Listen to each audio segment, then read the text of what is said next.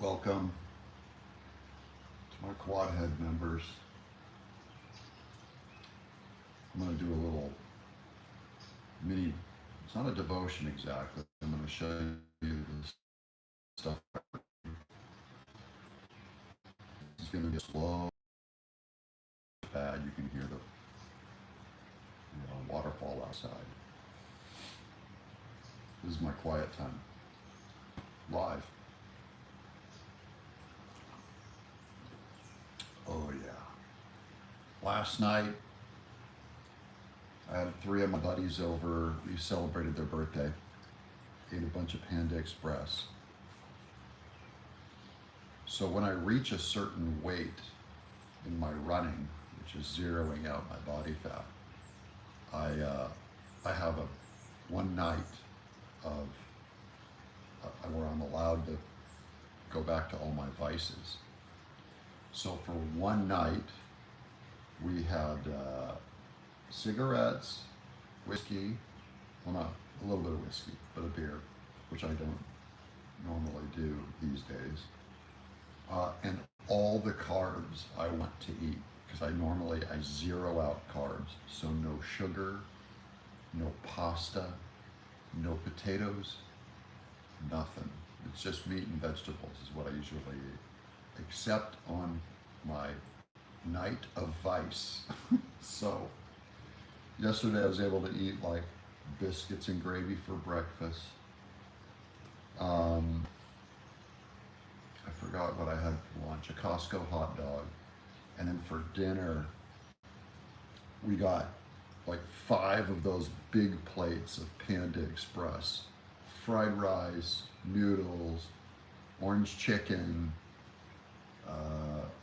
Beijing beef, and then for dessert, ice cream, Angie homemade cookies, hot cookies, and cold ice cream, caramel filled ice cream, and then a plate of baklava.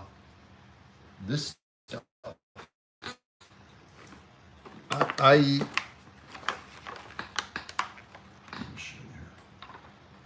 Baklava. I ate about 20 pieces of it yesterday on binge day. And then I'm right back on it. Get back to discipline today. And I make them take all the cigarettes out of the house. I go, you get those packs out, because I'd be all over them right now. So we cut them all off. And the next goal would be 5 pounds less than what the previous goal was. And then I'll get another binge night, which will probably look like about a month. It ends up being about once a month. So my thinking is,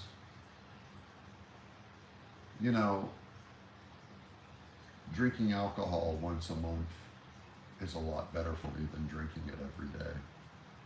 So then you don't feel like you're giving anything up either. You just go, oh, it's just discipline. You're not allowed to eat. And sugar, I don't eat sugar. So I'm walking by like a bag of Sun Chips and I can't eat them, but I go, well, in a month, you'll be able to eat a bag of chips. So I only have chips once a month. A lot of people, and I still have acceptable vice, which is coffee. I can do all the coffee I want. So that's every day. About 2 pots a day. Ooh. Acceptable vice. And because it was a birthday, we bought them a bunch of little kids' toys, but classic kids' toys. So I know this isn't an official Wheelo, because when I was a kid, they didn't have these lights in them. But we were doing Wheelos. Everyone got a Wheelo. These are very small too. I'm gonna do this for you. Oh look, there's no more BS, please. We all had Wheelos, and then I got them Slinkies, whoopee cushions, Silly Putty. We were playing with Silly Putty. You guys remember those? classics. And excuse me. So it was like classic toy night. So, and Diesel likes to look at this thing. Do you like this? Here. We'll see. And I would just sing all the songs. Wee-lo, wee-lo, wee. It's a lot of fun.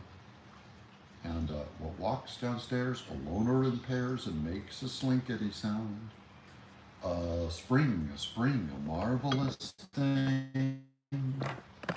Everyone knows it's slinky, it's slinky, it's slinky. For fun, it's a wonderful toy. It's slinky, it's slinky, it's fun for a girl and a boy. It's fun for a girl and a boy. And then my son Ed took his younger brother Johnny. There he is. No more. Yes, knows. Diesel is the cat's name. My oldest son Ed took John, his younger son, his younger brother, my youngest son, to the shooting range yesterday. And something went wrong with their M1 Garand, so we had to field dress trigger. But we're getting Johnny, the youngest, up to standard because he's going in the Marines on January, so we thought we'd take him to the gun range. Okay. Now, I'm going to show you a couple of things I'm reading. Oh, I did remove last night's third episode. There was a Barack Obama episode. I explained it in the channel posts. I ended up screwing up, and I posted a January 25th news briefing of Caroline Leavitt, and I put it out as if it was new. I thought it was new. It was sent to me like it was new, and I was wrong. So when I make those mistakes, I can only apologize, and then I set the video to private. But I captured the thumbnail and put it in the comments so you guys know which video I was talking about. Just for full transparency, I don't just want to turn it private and make the video disappear without telling you guys why it disappeared. So I'm sorry about that. I have to apologize. That is all my fault. That is 100% my fault. And it just, I work so fast, but I'm going to make those mistakes every once in a while. When you work fast to get the headline ahead of everyone else and all that, you get sloppy, and I get sloppy.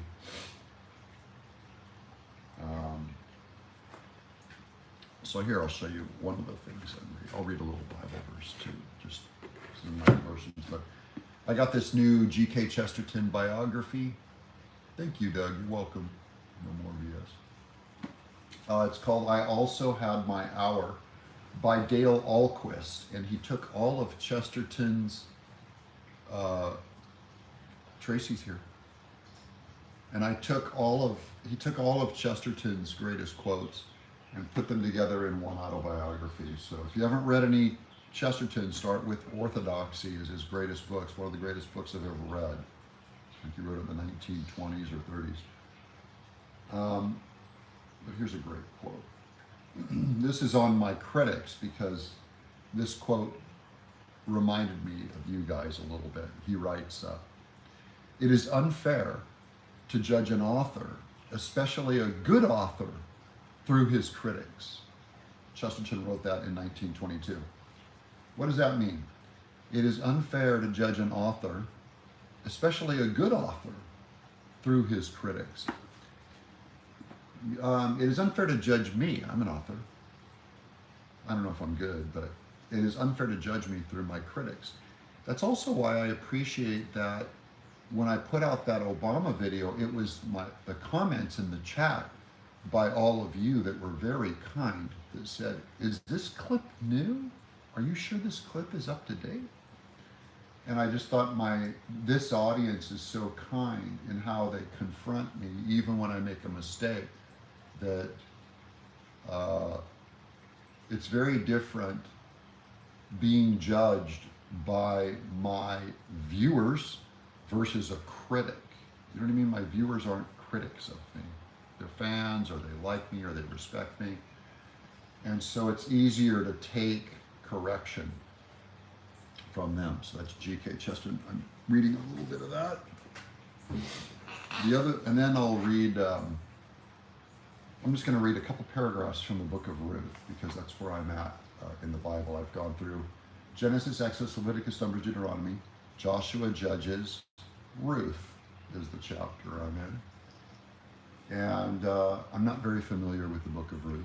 I wrote the Bible a couple times, but this time there's certain stories that come back to me all the time. Sharing you with all I can. Thank you, sir. Yeah, you guys spreading the word about this channel is keeping it, it's the only thing keeping it growing. And here's the thing, last night with my 3 musician friends, you know, they do a lot of mass media. They know how cameras work, and they have a lot of friends in live events that put them on. So we've thought about doing a live Doug in Exile with a live studio audience, just for one night as an experiment here in Tennessee. It'd be somewhere here in Tennessee, around Nashville. But I thought that would be fun. That would be fun. Here's Ruth, chapter 2, verse 10, where Ruth bows down to King Boaz. Not king, but a leader, a great leader, Boaz.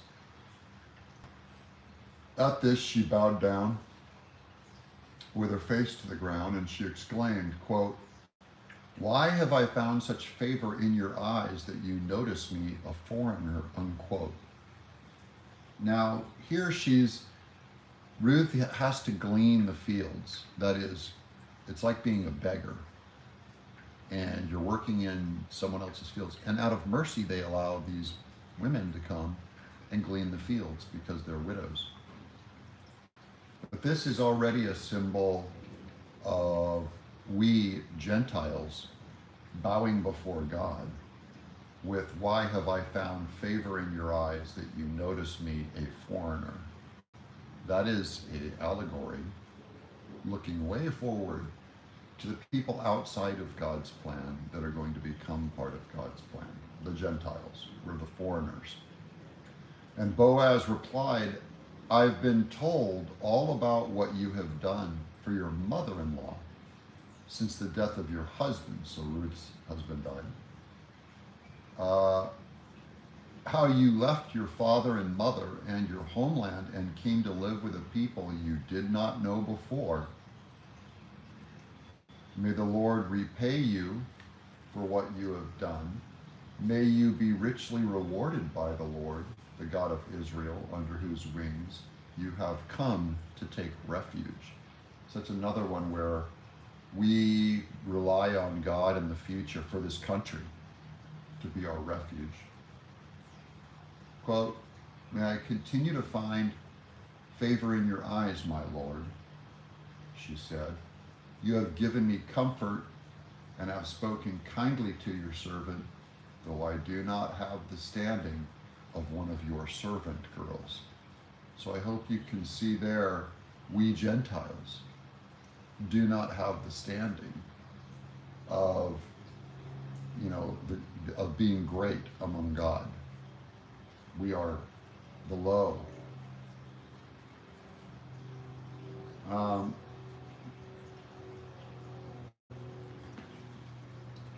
Ruth.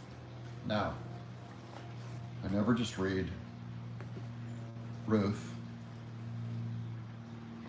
This is from my great books, which Larry Owen talked about, turned me on to, I think I last read this one in 2008. But this edition is Locke, Berkeley, and Hume. So Locke is one of the most quoted guys by our founders. That is, they were all steeped in the philosophy of John Locke. But I'm going to read from the atheist David Hume. So there's Locke in this edition and Hume's great writings. I'm getting rebaptized this coming Sunday. Good job. A lot of pastors poo-poo getting baptized more than once because it's a sacrament. But I've been baptized 3 times, and every one of them I liked. So I'm not allowed to recommend getting baptized more than once, but dude, if you want to get baptized and you feel the need, you go repent before the Lord, be baptized as an act of obedience there. My friend Amit Zappa just got baptized. So I've been talking Jesus with Amit. That's the son of Frank Zappa. People have looked at my mustache and said, "You look like Frank Zappa." Well, I'm very close friends with Frank Zappa's son, Amit Zappa, for about 25 years. And he just got baptized less than a week ago. So he called me and he was very excited, and I was very excited. It's an act of obedience before the Lord. So David Hume is kind of an atheist, really a skeptic, okay?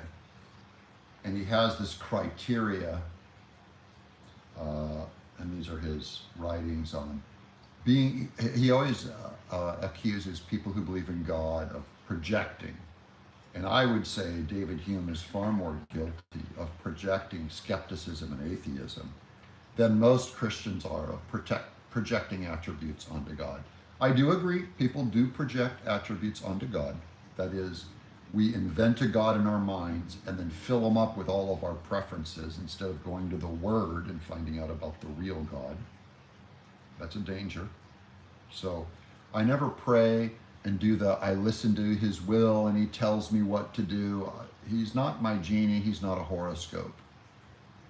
He is a brute fact, is how I'll put it. Here's David Hume, the skeptic. You find certain phenomena in nature. You seek a cause or author. You imagine that you have found him. You afterwards become so enamored of this offspring of your brain that you imagine it impossible. But he must produce something greater and more perfect than the present scene of things, which is so full of ill and disorder.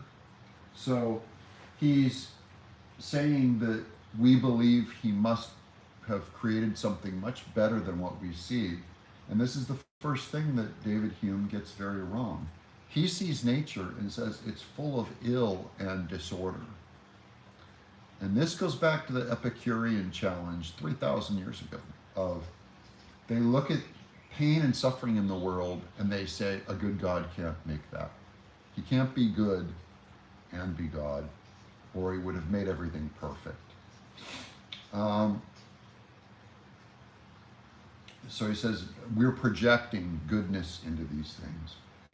You forget that this superlative intelligence and benevolence are entirely imaginary, or at least without any foundation in reason, and that you have no ground to ascribe to him any qualities, but what you see he has actually exerted and displayed in his productions. Let your gods, therefore, O philosophers, be suited to the present appearances of nature, and presume not to alter these appearances by arbitrary suppositions in order to suit them to the attributes which you fondly ascribe to your deities. That's a warning from David Hume. People don't want to hear the truth because they don't want their illustrations destroyed. Author unknown. Yeah. That's basically what Hume is saying. Because you must, if you're going to talk about this God, only talk about him through a very sober look at the present. And this was a huge influence on Jefferson, by the way, who was a deist, and he cut all the miracles out of the Bible into Jefferson version of the Bible. And I don't think it's entirely fair to, well, it's not fair at all to have a very high view of skepticism against God and not a high view of skepticism against atheism. So that's all C.S. Lewis said, was the skeptic is not fair in his application of skepticism. So I am both, under C.S. Lewis's suggestion, a skeptic of what Hume would say, which is be skeptical of certain claims about God. But I also must be, there's Danielle Davis. Hello, Daniel. I also must be skeptical about my own skepticism. That's C.S. Lewis. So I have my doubts, but I also doubt my doubts, to be fair. And that's something like my devotions. Now I'll read at least one full chapter of Ruth. I only read a few paragraphs for y'all here live, just to give you an example. And you can see that I don't read the Bible as a magic book. I do believe in all miracles described in it. I believe them as completely historical, completely true, utterly factual by God. And I'm obliged to believe that because the Bible has been found to have veracity with me. Proof is in the pudding, though. It is in reality lines up to it. And I have a little bunch of nature here with my little waterfall I made out there, which is my own artistic sculpture of nature in tribute to God.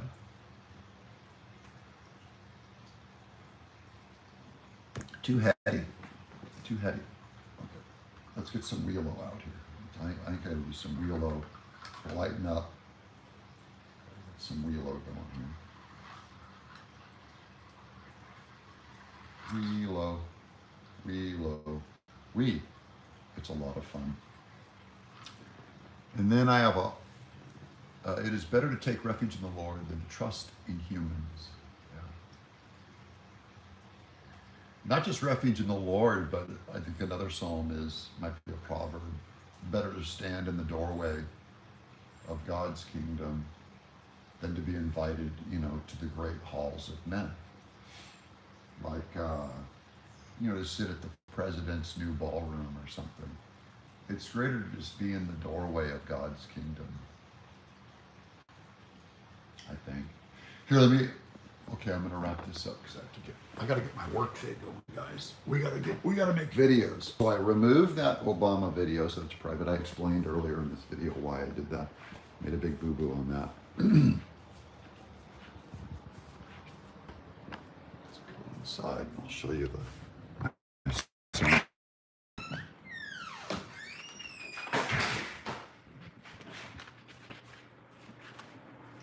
going in the house. Only members get to see inside the house. Okay. These are paintings of my kids, oil paintings that I've already done of my children. I like that one a lot. But this is, my son went to the gun range, and this is his M1 Garand. As you can see, it is just obliterated. So it's got the manual open. Look, this is a trigger to a M1 Garand. So this is the problem he had with this, and then this gnarly spring popped out of the gun. But this is what it looks like, all stripped down. And this wood, this particular, was used all through every major war in America of recent history. Oh, this is this one. Look at how heavy that is. That's the wood, just the wood part of the gun. It's basically like shooting a log. Anyways, Eddie's got that all stripped out. This is also cool. This is an ammo can. My dad set us up with those. So Eddie visited the gun range yesterday. Wonderful. So he took his younger, this was really cool because usually I'm attending the gun range with him, and yesterday I just couldn't make it. So Ed went and took youngest Johnny there. And he said the M1 Grand shot pretty well. You know, now that it's all stripped down, you might have to re-zero it in, but the trigger screwed up on him. We're gonna probably have to take it to a gun shop if it's beyond Ed's technology. We're limited in our technology.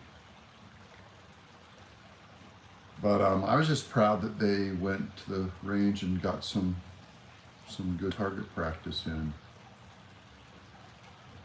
And I prefer the shotgun. I like the shotgun range because I'm more into video games.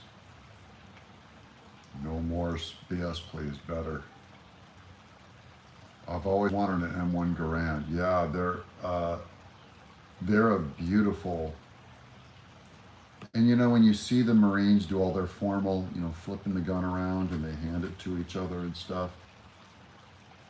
M1 Garand. Beautiful wood, solid wood on them. And they're not that hard to find because, is it still freezing? Dang it. That should be better. I was not, this is a weird thing. My phone, it falls off. Can you guys see me now? Is this better? My phone falls off of the internet in my own house. Just on its own. Yeah, okay. I gotta double check that. See, I'm still learning how to go live, guys. This is a learning process. I gotta check before I go live to make sure that I'm still on the house internet network, because it falls off and then it goes to just the phone signal, and all that stuff I show you ends up really bad. Was that for the whole show? Was that bad for the whole show? If it's bad, just keep bombing the comments. Internet's out, you know, or something, because otherwise I won't know. No, it wasn't bad. It wasn't the whole time. So it might have been just when I switched location and I walk in the other room, it might have just dumped it off of the internet. Weird. Okay. Another thing I'm thinking of doing is getting a Starlink, the Elon Musk internet, because you can take that thing anywhere. You can broadcast live from the woods, from the back of my car. I can go outside and it would still, you just carry the little Starlink with you, and my phone would be connected to it, and I'd have a perfect signal because it's going up to a satellite.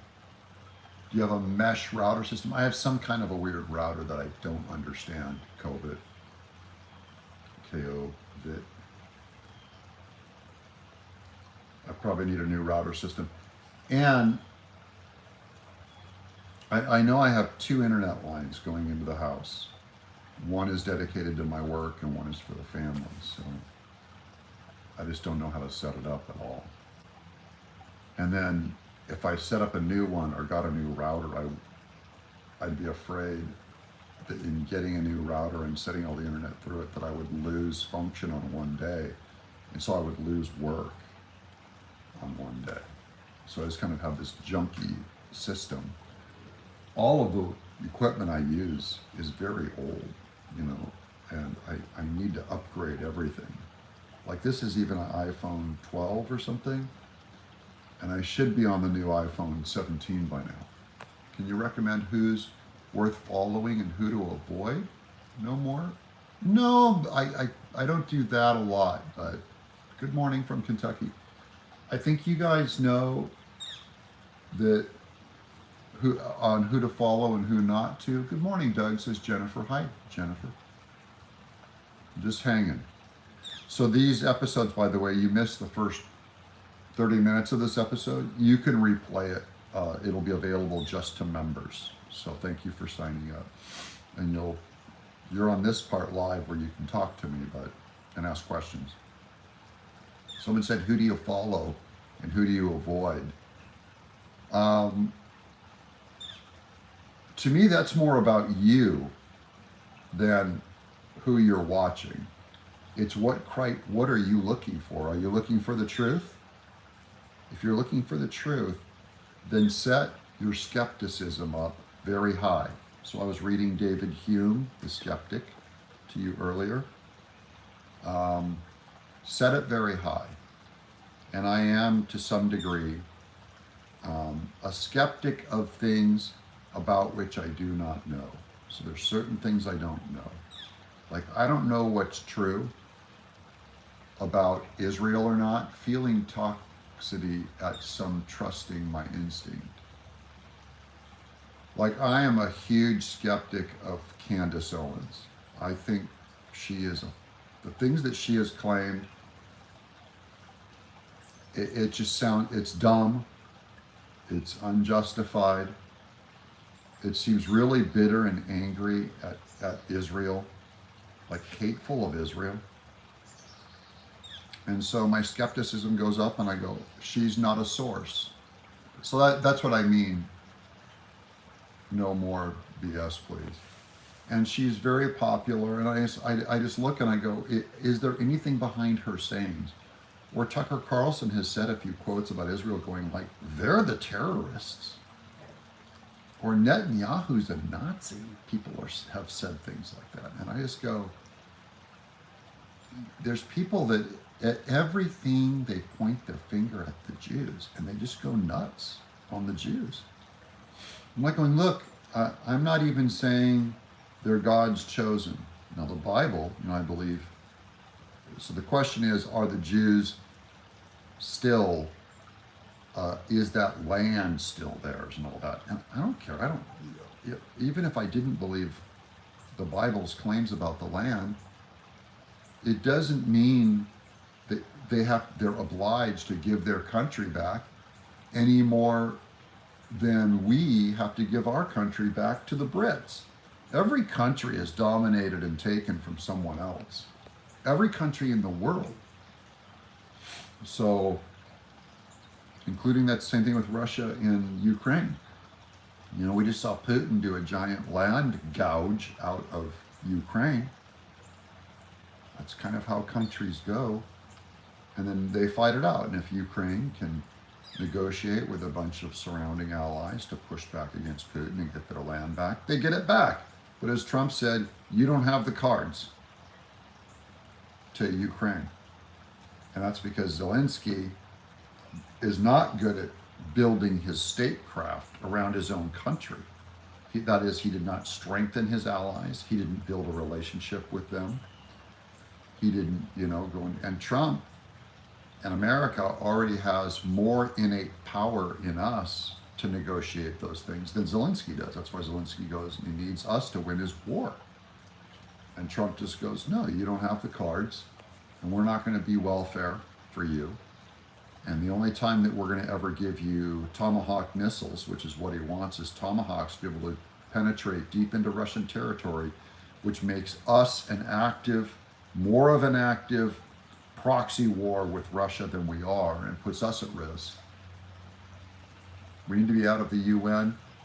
I think we always need to be threatening to be out of the UN. It doesn't mean we need to be out of the UN. I do wish they shut the UN and kicked it out of New York. But remember, every time we are staying in the UN and keep the UN in New York, we are manipulating and dominating world power. So this is where I'm against isolationism, complete isolationism, because then we're conceding all world power. Why would you give up what is benefiting you? Now, it costs us money. We have money. I get it. But it's a whole lot. If you really want to not be entangled in world wars, we need our vote in the UN. Linda, we need to utterly dominate and manipulate the UN, the whole world. Thank you, he says. The problem is when a Democrat's in charge of the UN, like Biden, you screw the whole world up. Trump and Republicans we got to keep it on the right track.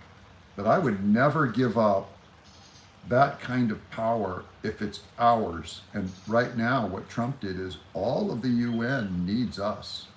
They want to do deals with us. They want to please us. And Trump went in with the economies of the world and said, I'm going to tariff everyone. It's a new day in America, you know, and he just twisted it all. He used power and he flexed power and brought more beneficial deals to us across many, and he still needs to keep doing that work. I'm saying that's smart statecraft. When America is that strong of an economy and we have all of these other countries suckling on our teat, that is, they're enjoying our prosperity. Yeah, Trump is the leader we need, says Linda. They're benefiting from our economic prosperity, and we're not flexing it and using it to expand.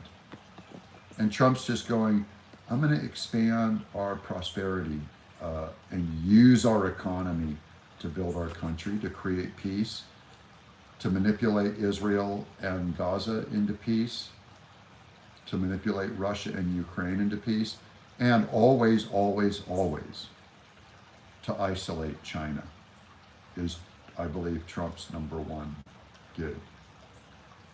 So I did remove that Barack Obama episode from yesterday with an apology. I was pulling from an old news clip of Caroline Leavitt from July 27th or 23rd of this year. And I thought it was a new one where she mentioned Barack Obama's name 5 times in one episode. That was not a new breaking. All of it's still true. They're targeting Barack Obama. The Trump administration is. And they announced it back in July. I just thought it was new because I didn't do my research when the clip got sent to me. And I should have done my research on that. So I just set it to private. Praying with you, says Arctic Fox. Oh, yes. We pray together. This quad head coming in late. Sharon. Good morning, fellow quads. Welcome, Sharon. Welcome late. This episode will be available to members. It's set to private, but I mean, you guys can access this. It'll be archived and you'll be able to watch it the rest of it when you go back through it anytime. But we're live now, 37 minutes in. I gotta take a shower, put on an outfit, get all dolled up. Have a great day, Doug, and everyone, says Danielle. Yes, this is going to be a great day. That was eye-opening, I think. Obama's next. People say shifty shift. But a lot of Obama's name. I think the point of that video that is true, even though it's not a contemporary news clip of Caroline Leavitt that was announced back in July. It's, whoa, Kenny Bates is here, $2 super chat. We all make mistakes. Lord knows I've made a few. Yeah, you're not supposed to reward me with money when I make a mistake, Kenny. Then I'll be incentivized. Thank you, sir. I appreciate that. Call him Ovomit. Oh, that's a good name. I do think they're gonna, because Trump does not care. They shot him in the face, and he's like, I'll go after whoever I want to go after during my administration. He has 3 years. And then all this is, all this kind of radical realignment of America that Trump is doing. I don't think J.D. Vance, that's not what he's going to do. I think he's going to go back and set it to a new normal. You look great yesterday. Kenny, you're the best, says Sharon. Thank you, Sharon. Yeah, thank you, Kenny. That is so generous. I will, you know where I spend that. I take the beloved Miss Tenaple out for her long suffering. And she manages so much of this channel during the workday. She's interacting with the chat and just doing all the moving the link around, taking care of Twitter, everything. And she knows, and just so you guys know, membership always get priority in answers in the chat. Yeah, Kirk is a legend. So are you. James Delonius Kirk. James Tiberius Kirk. James T. Kirk from Star Trek. Everyone was saying my sweater made me look like Star Trek. I go, honey, is there something weird about this sweater? I just wore a sweater. And it had like a black collar was peeking over from this t-shirt I was wearing. So I look like James Kirk. We have a lot of inside joke with James Kirk. I'll give you one of them. In college, we quoted Star Trek so much, and James Kirk. Yeah, Linda, I'm very much a Trekkie also. That we would imitate Bones. So the show on Obama was not right. I'm listening as I was driving home last night. Yeah, it's the only part of it that's not right is that it was not a recent quote, that it was an announcement back in July. So all the other things that I said is, I believe, is still true. It's evidence they're going after Obama. It's not new evidence, and that's why I pulled it, because of that thumbnail. I posted an apology on the channel in a post, so you'll see it there on the front page of the channel. But that was a legit screw up, and so I can't, leave that stuff up. So anyways, on Star Trek, we used to quote, Bones, like, Jim, he's dead, Jim, all that. And you know how he would talk to Jim, he'd go, Jim, Jim. So that's Bones. And we would imitate him to each other, Jim. And we called each other Jim. I had a group of 8 friends. None of us were named Jim, but we all called each other Jim. Jim, Jim. And often it meant you're telling a lie or whatever. So if someone said something stupid, you'd go like, Jim, Jim. You're trying to correct him, like you're an idiot. So later, and I have a big brother named Jim also. So later, when I created Earthworm Jim, I was looking for a name, and I wanted him to be like this butt-kicking kind of astronaut-looking earthworm.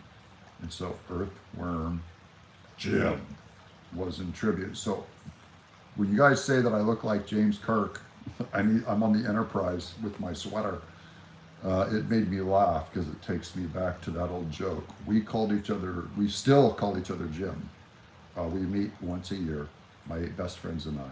Now we're all I'm the youngest at 59, and all the other guys are in their early 60s, and we get together once a year. You never want to be the unknown crew member on an away mission. Yeah, the red shirts. The red shirts have it rough. If you're a guest crewman, that's fun. Thank you, Doug. Yeah, that's what I like about this membership thing. So it's loosely very loose about the news, but it's more, I wanted to give you, this is like the making of, behind the scenes of the show and of who I am and of who you are as my audience. So it's more the philosophy driving the show. Good morning, everyone, says Charles Rohr. Welcome, Charles. Welcome to my members live. You're here. Good morning, Charles. Good morning. Now, the one danger for everyone watching these live episodes come at a cost. I have given you now one post. Watching on Roku, says Jennifer. Does it give you help like watching on phone? You got one notification this morning on the post where I explained why I took the Obama video down. You got a second notification of this live stream as a member, and that means you'll only get allegedly one notification for my videos that are going up today. I'm going to be putting up 3 videos. But if you've seen those 2 notifications come on your YouTube feed, you'll only get 1 video notification, just so you know. But just go to the channel and look for it. You guys know that I'm posting on Central Time around noon, 3 p.m. and 6 p.m. Central is around my schedule. So just go to the channel at those times. I might be a little late. Sometimes Jose delivers them back to me edited a little late, but right around that time, to check 3 times a day in my video feed on my YouTube channel. Search Doug in Exile, and you'll find the channel, and then you can find the videos. So I think my hardcore fans are they don't need it to be the video to show up in their feed. They know to go to the channel. There. A lot of words. Too many words. I'm getting very close on my painting. I did get a notification, woke up later than usual and saw the thumbnail. There you go, Ken. And I like when you guys tell me what notifications you do and don't get. It helps me make decisions about the channel, because everything on the channel is a decision. Like, I want to do a live stream for everyone, a public live stream. Well, as soon as I do that, one of my videos is not going to get a suggestion going out to you. How about I give you guys a tiny peek of the painting I'm working on? I don't want anyone to see it yet, so I can't show you too much of it. I'm gonna come over here on the floor of my painting. These are my new brush set that I got. This was $250, but I got these really nice brushes. Always check the channel. Like, that's a hand that I painted, the night before last. Oil painted hand. This is the bottom edge of the paint. We're gonna get over here. Those are paint. There's another hand. How about that? It's a very large oil painting I'm working on. And you're the first to see. And no one else in the public has ever seen that painting. I just saw it because I was scrolling through. Subs are still growing, 613. Very respectable, congrats, thank you, Kenny. You know, channel growth is difficult, but here's the other thing. I love subs because I want that 1,000,000 sub plaque. But the way to get that would be for me to just turn the channel, just be a complete whore and just cover gossip, scandal, and so that is a long-term wrong way to grow the channel. I'll just check in on the show. Good stuff. Get back on that chat from Sharon. I'll just check in to get the show. I love to be here live, but sometimes I have stuff to do. Nice brushes. Oh my gosh, that's beautiful. Yeah, I'm gonna have to touch the screen. My two favorite channels are Doug in Exile and Steve Turley. Yeah, as I go into the data on my channel, it shows what my audience also watches. And so there's 15 other channels that YouTube tells me, the majority of my audience also watch. And it'll be, number one is always like Steve Turley. That tells me the largest overlap with my audience, Linda and Kenny, is Steve Turley. So it means if I'm going to get news from someone else and I go, oh, that episode is blowing up for Turley. You'll see Turley, he has stolen we call it stealing, but it's not stealing, but he has used my thumbnails and titles before, and I use his thumbnails and titles before. He uses thumbnails and titles of Devery Darkins and a lot of other people. We use each other's titles just because it means, but it also, oh, you were silenced. A kid named Reckless. Yeah, I remember him. Was doing black conservative videos and he referenced you and reacted to your videos. So, you know, you're spreading. Yeah, I love Reckless. He's a good kid. And Real A-Dog too. A lot of black conservatives out. They pump my shows. So there's going to be a lot of overlap between Turley and I. We have completely different styles, but Turley, that guy's good. I've seen him when he does his backyard videos, like-minded and collaborative works. I know I don't like having a formal guest on and collaborate. I know that's terrible, but for me to do the 3 videos, I have to do them in a very specific way. It was a dark day when I just appeared on YouTube. Yeah, Linda, it really is awful. When they cut off a channel and you can't even tell the audience, like, this is where I went. You just vanish. And, You know, I have to do a mailing list. I have to set up a website. I really should be moving these memberships like to a website or something so that it's like insurance against YouTube.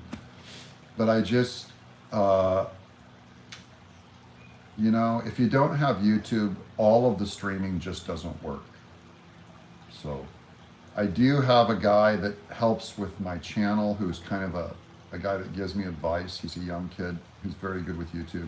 He used to be Steve Turley's guy that ran his channel. So I know that a lot of people in this industry, and we talk to each other and we all share all that behind the scenes stuff of, and I'm going to tell you guys, it's kind of the, oh, hi Cheryl. It's kind of the why YouTube works, which I don't often talk about when I tell you about the number of notifications you get a day from YouTube. I'm telling you kind of the why it works and how it works. I don't like interview videos. I watch Stephen Garner too much. I watch Stephen Garner too, and will click right off when it's an interview format. It depends on who he's interviewing. You know, if they're good, I like it. If not, whatever. I got the permanent ban face during COVID, yeah, Convid. I've not listened to Turtle. Well, there you go, Sharon. Now you have another channel to look up. And it's kind of what flavor do you like? So to me, when I read the news, I never want it to be just serious. I don't want to just read the news. So I like Facebook. The brand is Happy Patriot. And I think that's very goal-oriented is why I like it. Because I looked on YouTube and I said, why is everyone angry? My only beef with Turley is his long sponsorships. Yeah, that's my beef too, Charles. I like Turley and a lot of other channels, but I feel like they read too many ads. So that's why I've been very reluctant to bring ads onto this show. I only read one a day. And, you know, one a day almost doubles my income, just so you guys know. 1 minute ad a day. So if I read as many ads of those other guys, I could 4x my income. Imagine 4xing your yearly salary 4 times what you make. Yeah, Neil and MyPillow. Neil's a very good friend of mine. I love Neil. And I could pick up MyPillow. They've said, and I love the product. Another thing, I love the product, MyPillow. And if I did MyPillow ad reads, I could probably make about $20,000 a month. I like Ben Dykes. Yeah, he's another friend of mine. But I think he spends too much time with call-ins. Yeah. And I like the format of call-ins too. So I'm only saying how much, I just feel like if I did a bunch of ad reads and made a ton more money, first of all, I would not enjoy the show as much because to me it's about putting on a show, and YouTube very much takes care of the ads, right? Because you end up watching commercials. So I like, or if you are subscribed to YouTube, then I get a cut of that too. If you watch my channel and you're subscribed to YouTube. I relocated from Asia in Washington. First thing I noticed was how unhappy everyone was everywhere, said Kenny. Yeah, and I also have, in being happier and having more fun, YouTube is an amazing algorithm that connects me, my show, to people who are happier and are having more fun. That's another weird secret, is every single talent and every single channel ends up attracting the audience you deserve, because YouTube is an expert at finding so if I just did a bunch of all black helicopter conspiracies, all the Jews are controlling everything, all Epstein files this and Epstein files that, all George Soros is pulling the strings of the whole world, it's dark, our government is hiding UFOs, and the Jews and the CIA and General Flynn and if I just and elections are all stolen, guys, and all the votes and stuff. If I just did that, I would double my channel like that in subs, but I would attract an audience of people, and every time they'd ask questions, it would only be about how we faked the moon landing, 9/11 was an inside job, and Kennedy was shot for this or that, just, and I don't want that. I don't want, that's not the news. To me, the news that's more important is seeing where the Republican Party is working through current politics, through Congress with Mike Johnson, the presidential branch, executive branch through Trump, and through the Supreme Court. So you'll see me, I always go to those as news sources first to say what's happening. Then I look at the news feeds of MSNBC, CNN, Hollywood, BBC to say what is the big Democrat branding that they're trying to push. They're just giving you the enemy's playbook. Kenny Bates. And so I read the enemy's playback. That's like when, remember in that scene in Patton, where Patton's looking through the binoculars and he's looking at Rommel, his, what is it, Panzer Division or whatever is coming. And Patton was famous because he read Rommel's book. That's how he knew all of Rommel's plans, what he was doing. And he's looking through the binoculars. He goes, Rommel, I read your book. You magnificent bastard, I read your book. And he knew all of Rommel's plans and he's yelling, I read your book. So when I'm submerging and looking at what all the Democrats are saying for the last couple of days on all these news outlets, I'm reading their book because the Democrats are a top-down octopus. There is someone calling the shots and saying, this is the messaging that we're all going to say. And Nancy Pelosi says it, and Hakeem Jeffries says it, and they all say it before the cameras. And I'm just looking at the messaging.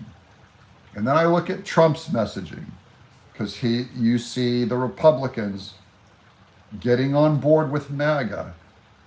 And that's why I don't respect when outliers like Rand Paul, Thomas Massey, and more, Margie Taylor Greene, sometimes Chip Roy, they won't get on message. They're not pushing his agenda through. The head devil is the devil. That's right, Kenny Bates. It's true. I think and that's another thing you can ask is, what would the devil want? Because the devil's not stupid. One thing about the devil that we know is he is smart. He's evil, but smart. He's not stupid. So he would not only work with the Democrats, would the devil work with Republicans if he could? Yes, he would. Would he work through Trump if he could? He would. Satan is the accuser. Would the devil work with me if he could? And you if he could? Yes, he would.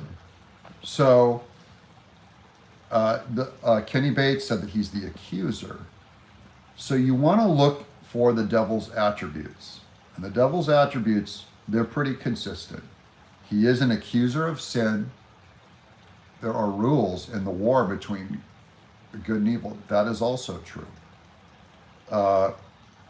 These are principalities at war. Jesus said, when he said a house divided cannot stand, he was talking about the devil when they were accusing Jesus of being a devil. He said, I can't be a devil, implying because I'm God. A house divided against itself cannot stand. So even we learn that evils have this hierarchy, they have a plan, they work under their own form of discipline. And so the devil's a liar, look for lies. He's an accuser. Free will is a double-edged sword. Yeah, absolutely. We have to take our responsibility. And that's why I'm happy to have Christianity as part of my content in the Bible, because I don't think it's just, and that's why I'm against libertarians and atheistic, Christless conservatism, and I see it in a lot of libertarianism bubbling out in Rand Paul, Thomas Massey, and some of Marjorie Taylor Greene. I think some of it's rooted in saying, look, our politics and whatever we do is all there is. You guys heard me reading David Hume earlier in this show. Like, all there is what we choose to do. That's also very Jeffersonian. There's no God, there is a God, but he's like a machine clockwork God. Yeah, Cat Tiff. She's another one. I love her, but she's wrong about so many things. And she was raised in a very conservative evangelical home, and she's rebelling from that. And to all those people, if you were raised in a bad Christian home, grow up. Grow up. I can't fix what your parents did, but you don't have to blame your heavenly Father for what your father did because he was an abusive dad in the church. Okay? Well, I gotta sneeze.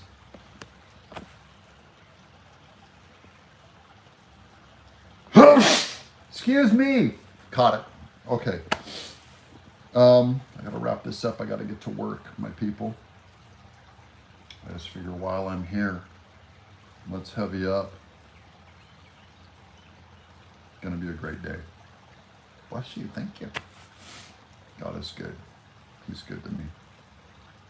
I gotta finish my devotions. I gotta read a little more verses. And then I confess my sin. I worship God. I thank him for all the blessings, including all of you. Bless you. So Sherry. Some people, when they tell me their life struggle in the chat too, I make sure I pray for them through the week. So I'm praying for a man, Robert, who got evicted. He's getting evicted, so I'm praying for him. Have a blessed day, everyone. Kenny Bates, thanks again for that super chat. $200 super chat. It's very kind, very generous. Makes the belovedness to Naples happy. How's that? And it's not about money.